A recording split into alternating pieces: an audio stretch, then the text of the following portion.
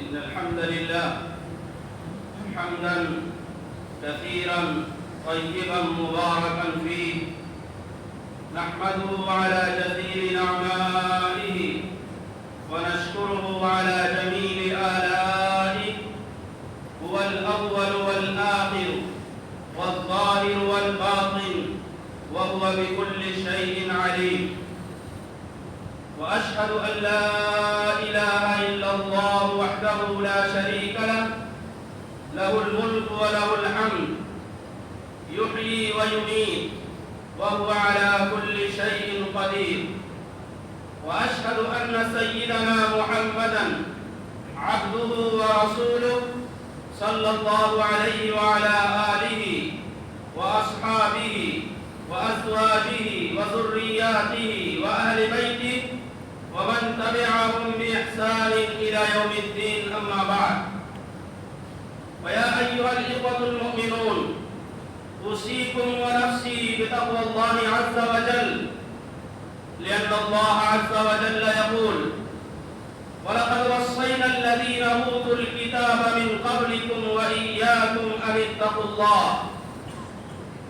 وأوصيكم ونفسي بالدعاء بأسماء الله الحسنى، لأن الله عز وجل يقول: ولله الأسماء الحسنى فادعوه بها وذروا الذين يلحدون في أسمائه سيجزون ما كانوا يعملون.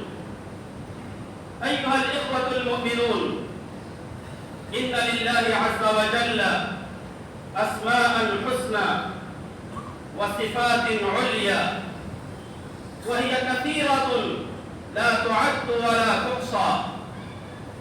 ومن هذه الأسماء ما ذكر الله عز وجل في القرآن الكريم وأخبرنا به نبينا محمد صلى الله عليه وآله وسلم.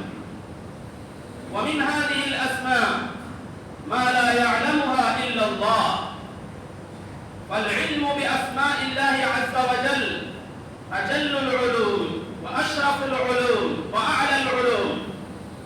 والاشتغال بأسماء الله الحسنى يذهب بالإنسان إلى خشيته وإلى خوفه وإلى رجائه وإلى محبته. وهذا العلم والاشتغال كذلك يكون سببا لدخوله في الجنة، وذلك ما روى الإمام البخاري عن أبي هريرة رضي الله تعالى عنه قال: قال رسول الله صلى الله عليه وآله وسلم: إن لله عز وجل 99 اسما 100 إلا واحدة، من أحصاها دخل الجنة. ومعنى الإحصاء هو الحفظ، ومعنى الإحصاء هو معرفة معانيها، ومعنى الإحصاء هو العمل بمقتضاها، ومعنى الإحصاء هو الدعاء بها. أيها الإخوة المؤمنون، أسماء الله عز وجل أسماء مدح وحمد وثناء وتمجيد لله عز وجل. فأسماء الله الحسنى هي أصل من أصول التوحيد والعقيدة الإسلامية. وإن أسماء الله الحسنى جوهر الإيمان ولب الإيمان ولباب الإيمان. وكلما ازداد الإيمان ازداد الإنسان معرفة بأسماء الله عز وجل ازداد يقينه وقوي إيمانه. فقد ذكر الله عز وجل في القرآن الكريم كلمة الأسماء الحسنى في 4 مواضع. قال الله سبحانه وتعالى في سورة الأعراف: ولله الأسماء الحسنى فادعوه بها. وقال الله تعالى في سورة الإسراء: قل ادعوا الله وادعوا الرحمن أيما تدعوا فله الأسماء الحسنى. وقال الله تعالى في سورة طه: لا إله إلا هو له الأسماء الحسنى. وقال تعالى في سورة الحشر: هو الله الخالق البارئ المصور له الأسماء الحسنى. فأسماء الله الحسنى كلها أسماء توقيفية، لا يجوز للإنسان أن يسمي الله عز وجل إلا ما سمى الله عز وجل به نفسه. فأسماء الله عز وجل هي لا تعد ولا تحصى، كثيرة لا يأتي عليها الحصر. ذلك ما رواه الإمام أحمد بن حنبل في مسنده عن عبد الله بن مسعود رضي الله عنه قال قال رسول الله صلى الله عليه وسلم ما أصاب عبدا قط هم ولا حزن فقال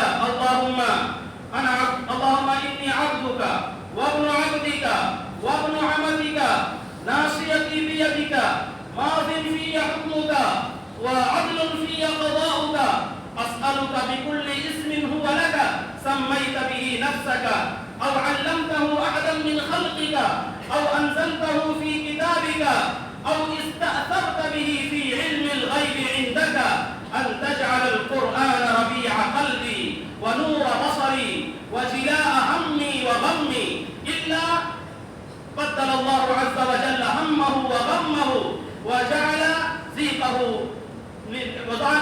ضيق مكان ضيقه فرجا.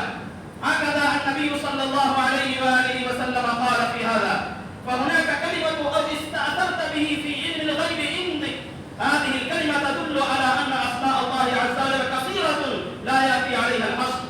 أيها الإخوة المؤمنون، إن أسماء الله عز وجل لها ثلاثة أقسام: أسماء جمالية وأسماء جلالية وأسماء كمالية.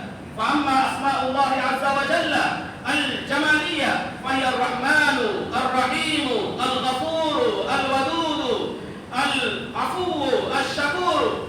وأما أسماء الله عز وجل الجلالية التي تدل على غضب الله عز وجل وجلاله فهي الجبار القهار المهيمن المتكبر الملك العزيز. وأما أسماء الله عز وجل الكمالية فهي تدل على وجود الله عز وجل وخلوده أبد الآباد. وأمثال هذه الأسماء هي الله الأوحد الأحد الفرد الصمد، هو الأول والآخر والظاهر والباطن. وكذلك أسماء هناك تتعلق بعلم الله عز وجل، والله عز وجل هو السميع البصير العليم الخبير. وكذلك هناك أسماء تتعلق بقدرة الله عز وجل، والله عز وجل هو المحيي والمميت والنافع والضار والرافع والخافض. وكذلك أسماء تتعلق بأشياء كثيرة.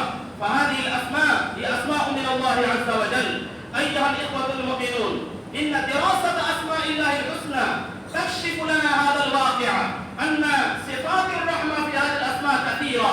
ومعنى ذلك أن الله عز وجل يرحم كل نوع من المخلوق، كل إنسان صغيرا كان أو كبيرا، رجلا كان أو أنثى، ذكرا كان أو أنثى.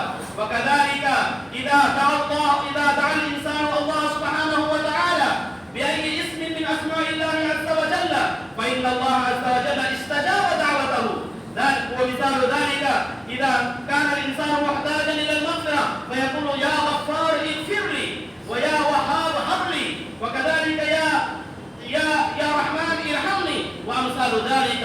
قال الله سبحانه وتعالى فقلت استغفروا ربكم إنه كان غفارا يرسل السماء عليكم مدرارا ويمددكم بأموال وبنين ويجعل لكم جنات ويجعل لكم أنهارا. أيها الإخوة المؤمنون، إن لله عز وجل اسما أعظم، وهذا الاسم إذا دعي به أجاب وإذا سئل به أعطى. وقد اختلفت الأقوال وتضاربت الآراء في اسم الله الأعظم. فقال العلماء كلمة الله الجامع لجميع صفات الجلال والكمال والجمال هو الاسم الأعظم. وقال الآخرون الحي القيوم هو الاسم الأعظم. رغم ذلك كله إن كل اسم من أسماء الله عز وجل إذا دعونا الله عز وجل لحاجاتنا ولمآربنا فإن الله عز وجل يقبل دعواتنا ويكمل حاجياتنا.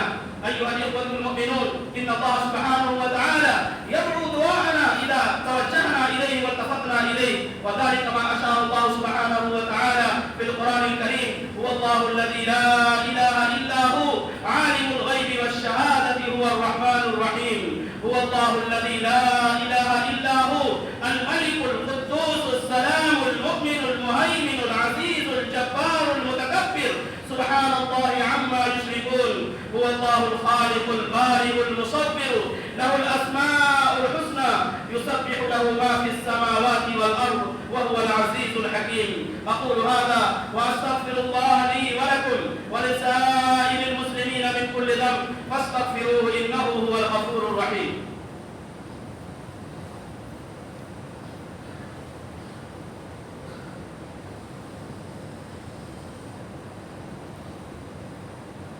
الحمد لله نحمده ونستعينه ونستغفره ونؤمن به ونتوكل عليه ونعوذ بالله من شرور أنفسنا ومن سيئات أعمالنا.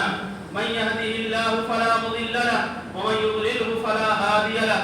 ونشهد أن لا إله إلا الله وحده لا شريك له ونشهد أن سيدنا محمدا عبده ورسوله صلى الله عليه وعلى آله وأصحابه وأزواجه وذرياته وأهل بيته وبارك وسلم تسليما كثيرا كثيرا. أما بعد فيا أيها الإخوة المؤمنون إن الله سبحانه وتعالى أمركم بأمر بدأ فيه بنفسه وثنى بملائكته المسبحة لقدسه وثلث بكم أيها المؤمنون حيث قال مخبرا وآمرا أعوذ بالله من الشيطان الرجيم إن الله وملائكته يصلون على النبي يا أيها الذين آمنوا صلوا عليه وسلموا تسليما. اللهم صل على محمد وعلى آل محمد كما صليت على إبراهيم وعلى آل إبراهيم إنك حميد مجيد.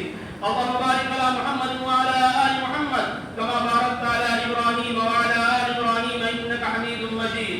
اللهم صل وسلم على سيدنا ونبينا محمد وعلى آله وأصحابه ولا سيما على سيدنا أبي بكر الصديق صاحب رسول الله في الغار وعلى سيدنا عمر الفاروق قام أساس الكفار وعلى سيدنا عثمان ذي النورين صاحب الحياء والوقار وعلى سيدنا علي المرتضى أسد الله الجبار وعلى سيدي شباب أهل الجنة الحسن والحسين رضي الله تعالى عنهما وعلى أمهما سيدة النساء فاطمة الزهراء رضي الله تعالى عنها وعلى أمي النبي المكرمين بين الناس أبي عمارة حمزة وأبي الفضل العباس وعلى سائر الصحابة والتابعين ومن تبعهم بإحسان إلى يوم الدين. أولئك حزب الله ألا إن حزب الله هم المفلحون.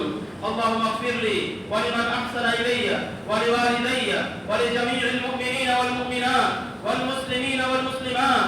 اللهم ألف بين قلوبهم وأصلحهم وأصلح ذات بينهم وانصرهم على عدوك وعدوهم. اللهم أعز الإسلام والمسلمين. اللهم أذل الشرك والمشركين. اللهم أهلك أعداءك وأعداء الدين. اللهم شتت شملهم. اللهم مزق جمعهم. اللهم كل حدهم. اللهم نكس أعلامهم. اللهم خذهم أخذ عزيز مقتدر. اللهم انصر من نصر دين محمد صلى الله عليه وآله وسلم واجعلنا منهم واخذل من خذل دين محمد صلى الله عليه وآله وسلم ولا تجعلنا منهم. عباد الله رحمكم الله إن الله يأمر بالعدل والإحسان وإيتاء ذي القربى وينهى عن الفحشاء والمنكر والبغي يعظكم لعلكم تذكرون. اذكروا الله العلي العظيم يذكركم وادعوه يستجب لكم واشكروا نعمه يزدكم ولذكر الله تعالى